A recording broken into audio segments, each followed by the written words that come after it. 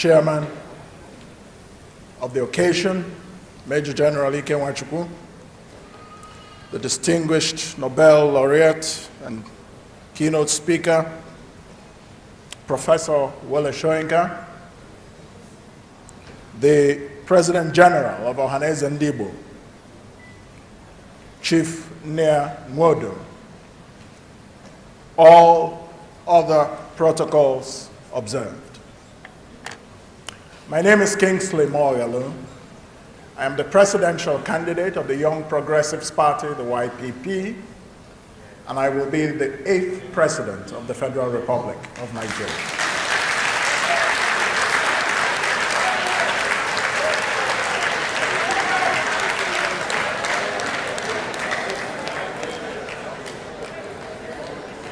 Let there be no doubt about it.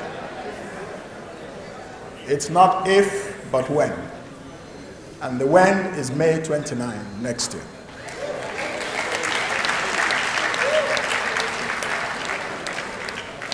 People like myself are taking up Professor Wole Soyinka's admonition. And we are bringing about a new narrative in our country.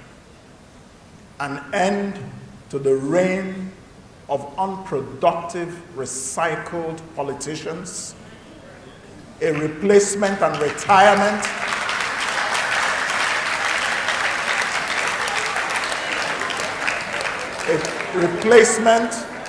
and permanent retirement of those who have held us in bondage for far too long, with those who have a vision for this country.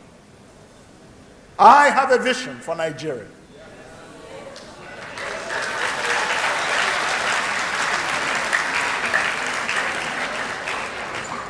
That vision is of a country that becomes a nation, because Nigeria is not yet a nation. Nigeria is a country, and a broken country at that. I worked for the United Nations for 17 years, from entry level to the highest career rank. I helped to fix several broken nations. Cambodia, Rwanda after the genocide, the former Yugoslavia. If I could fix those countries, I can fix Nigeria.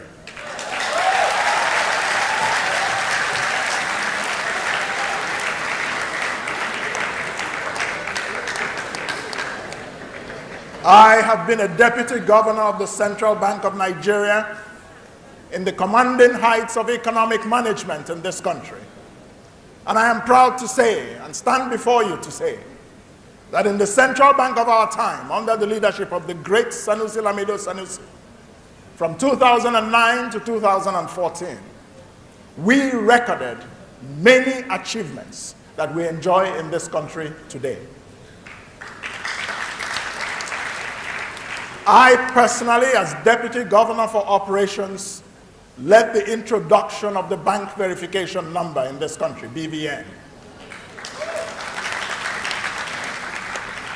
As Deputy Governor for Financial Stability, I supervised and led the implementation of Nigeria's banking reforms that prevented Nigeria's banks from collapsing after the global financial crisis of 2008. No bank failed, no depositor lost one kobo. It happened in Nigeria. All over the world, banks were collapsing. In the 1990s in this country, people lost trillions, billions in the failed bank crisis, and some had strokes and died. Our record stands in history. I have a vision, therefore, of Nigeria beyond oil. Our unproductive politicians have for far too long led us in the worship of the God of small things, crude oil and the oil price. Every morning they wake up and bow down before the God of oil.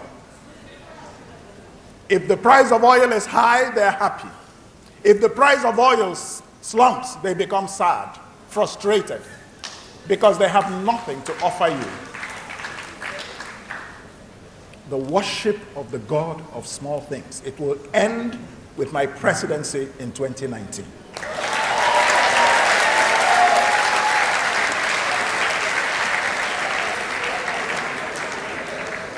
The end of the worship of the God of small things.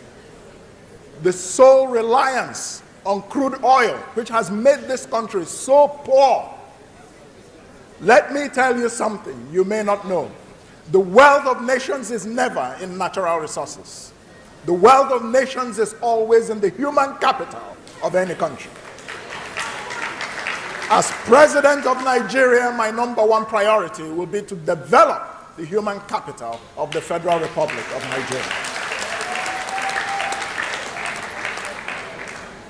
And so, we will not be able to achieve this without a constitutional restructuring of the Federal Republic of Nigeria. Why? Because today we have officially a federal republic, but in truth, Nigeria is a unitary country. It's run as a unitary state where the federal government owns all the resources and decides whom to give it to and how much of it. Resource allocation, revenue allocation. And so every month, unproductive politicians gather in Abuja to do what they call FAC, Federal Account Allocation Committee. Instead of us to invest in our brains, instead of us to invest in creating an innovation economy, instead of us to invest in the three secrets of successful capitalism: property rights, innovation, capital. These are the three things that make any capitalist society function well. No politician in Nigeria can tell you what they mean, let alone engage with them. I am sorry. It is not my intention to exhibit intellectual arrogance. But the truth is, I went to school. I have my certificates.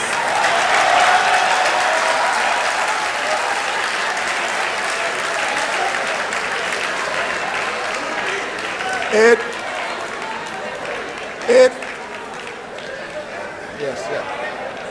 is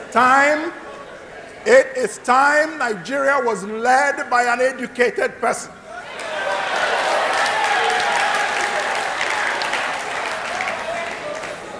And so, I want to be very clear about what my vision of restructuring is. There are many politicians today who want to get to power by talking about restructuring. Just like some today are talking about fighting corruption, but they're not actually fighting corruption. And so talking about restructuring has become the latest fashion. They want to 419 us once again. Once again. And if you give them power, they will get in there. The vested interests will hold them down and they will not be able to deliver what they promise you. Let me tell you how we will restructure Nigeria, all of us working together in the Kingsley Moghalu presidency as from 2019. My vision of restructuring is one in which Nigeria returns to a proper federation. And what is a proper federation? There will be two levels of government constitutionally. And those two levels, none is superior to the other. There will be the central government and there will be the subnational governments. Those subnational governments, in my own vision, should be the 6 geopolitical zones, not states. The reason is very simple.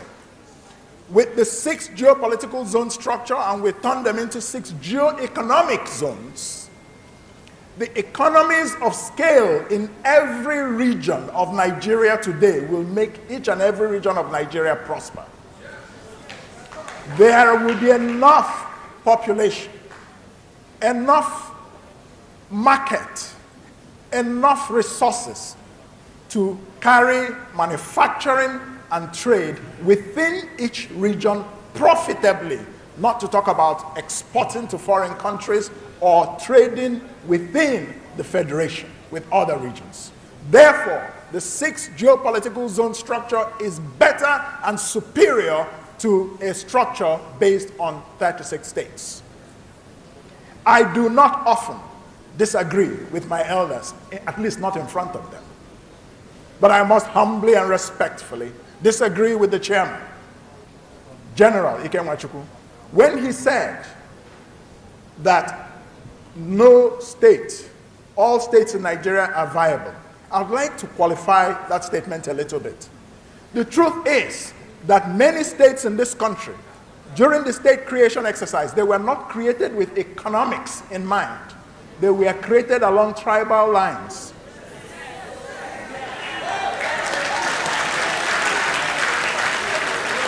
That's the truth. And that is why the agitation for state creation continues in Nigeria today, because we have built up a false narrative that we must reward every ethnic group and every umunna and every family group. Next state to be created will be the Kingsley Moghalu extended family state.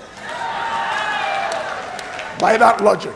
So the state creation was not done on the basis of economic thinking, but on the basis of ethnic groups. So in Enugu state today, some people want Adada state.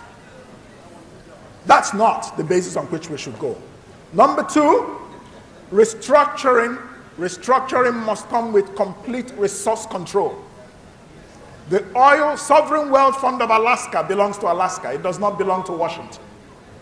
So the regions will have their resources completely, but they will pay a tax to the center. And I say that we will not make the mistake we made with oil again. Any natural resources in Nigeria must be processed before export. Any foreign investor invested in Nigeria, that will be the condition that we will give that firm or that company. Because exporting raw natural resources is a recipe for poverty. That's why we are poor.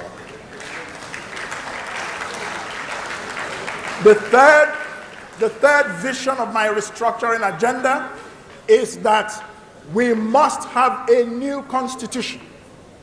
And in that constitution, we must completely separate religion from the state. Nigeria is supposed to be a secular country, and we should make it one through our constitution, in reality, not in theory. So to conclude, my vision of Nigeria beyond oil is a vision in which innovation drives the Nigerian economy. My government will set up a 1 trillion naira venture capital fund that will finance new inventions to be mass produced. The products of innovation will go into the marketplace. Those products of innovation will create an economic boom because the wholesaler, the retailer, the middleman, the inventor himself or herself, everybody is making money. That is how America became a powerful country. That's how Japan became a powerful country. That's how China became a powerful country. I have a vision for Nigeria. I do not have the time to spell it out. But I'm glad to have had the opportunity to point you to just the tip of the iceberg. And if you want to excavate the whole iceberg, I am the first presidential candidate in Nigeria to have written a proper book on my vision for this country. And that book is here.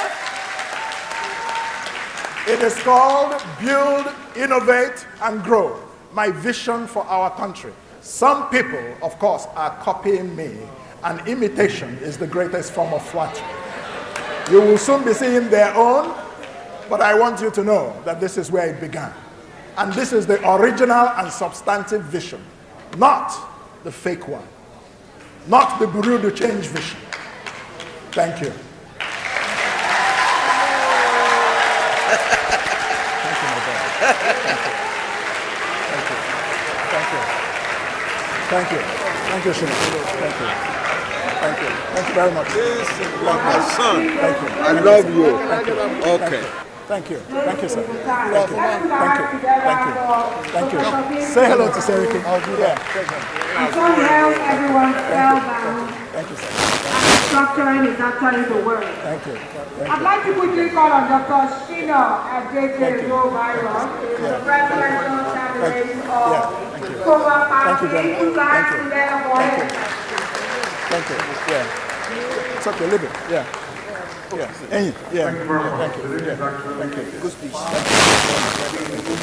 Thank you. The chairman of the occasion. Yeah.